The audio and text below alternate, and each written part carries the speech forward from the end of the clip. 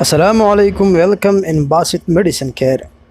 ناظرین، آج ہم آپ لوگوں کو بتائیں گے ریکوور ٹیبلٹس کے بارے میں، جس میں ہمیں ایک ہی active ingredient tenofovir disoproxil fumarate ملتا ہے۔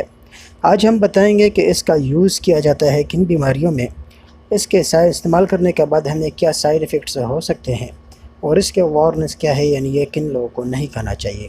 تو اس سب کے بارے میں کمپلیٹ انفارمیشن حاصل کرنے کے لیے ویڈیو کو اسکپ کیے بغیر لاسٹ تک دیکھیں تاکہ آپ بہتر سمجھ سکیں۔ ناظرین، ریکوور ٹیبلٹ HIV انفیکشن اور کرونک ہیپیٹائٹس B وائرس کے انفیکشن کے علاج کے لیے استعمال ہوتا ہے۔ یہ دوا اینٹی HIV کی دوائیوں کے ساتھ مل کر کام کرتا ہے۔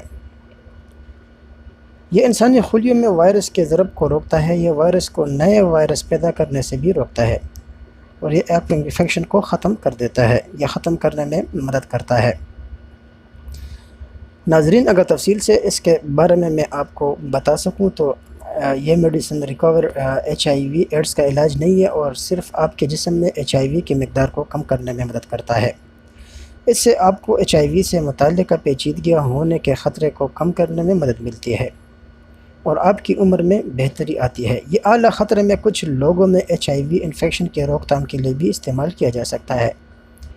یہ دوا بہترین کھانے کے ساتھ لی جاتی ہے۔ یہ اینٹی HIV کی دیگر دوائیوں کے ساتھ مل کر استعمال ہوتا ہے۔ صحیح وقت پر ان ادویات کو باقاعدگی سے لینے سے ان کی تاثیر بہت بڑھ جاتی ہے، اور HIV کے وائرس کے مزاحمت ہونے کے امکانات ختم ہو جاتے ہیں یا کم ہو جاتے ہیں۔ یہ ضروری ہے کہ خوراک کی کمی محسوس نہ کریں، اور جب تک آپ کو ڈاکٹر یہ میڈیسن روکنے کو نہیں پرسکرائب کرتا، یعنی اگر آپ کو ڈاکٹر یہ نہیں کہتا کہ یہ میڈیسن بند کرے، تب تک اس میڈیسن کو لیتے رہیں۔ ناظرین، یہ تو تھے اس کے یوزز جو میں نے آپ کو بتا دیا۔ سائیڈ ایفیکٹس کی بات کریں تو اس کے استعمال کرنے کے بعد ہم نے جو ممکنہ کامن سائیڈ ایفیکٹس کا سامنا کرنا پڑ سکتا ہے۔ تو ناظرین، سائیڈ ایفیکٹس میں آپ کو ڈائریا ہو سکتا ہے، ہیڈ ایک ہو سکتا ہے، سر درد، ڈپریشن آپ کو ہو سکتا ہے، ریشز آ سکتے ہیں، ایچنگ ہو سکتی ہے، آپ کو بخار بھی ہو سکتا ہے، فیور ہو سکتا ہے، اور نیند بھی آپ کو نہیں آ سکتی، یعنی آپ کو نیند میں جانے کے لیے مشکلات پیش آ سکتی ہے، آپ کو بے خوابی ہو سکتی ہے، اور پیٹ میں گیس بن سکتا ہے۔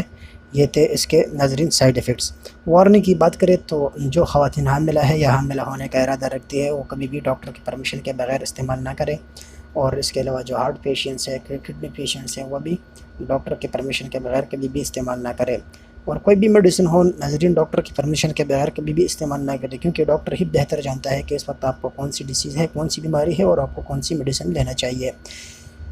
ویڈیو پسند آنے کی صورت میں ضرور لائک کریں، اور یہ معلومات ضرور شیئر کریں تاکہ ضرورت مند افراد تک یہ معلومات پہنچ سکے۔ بہت شکریہ۔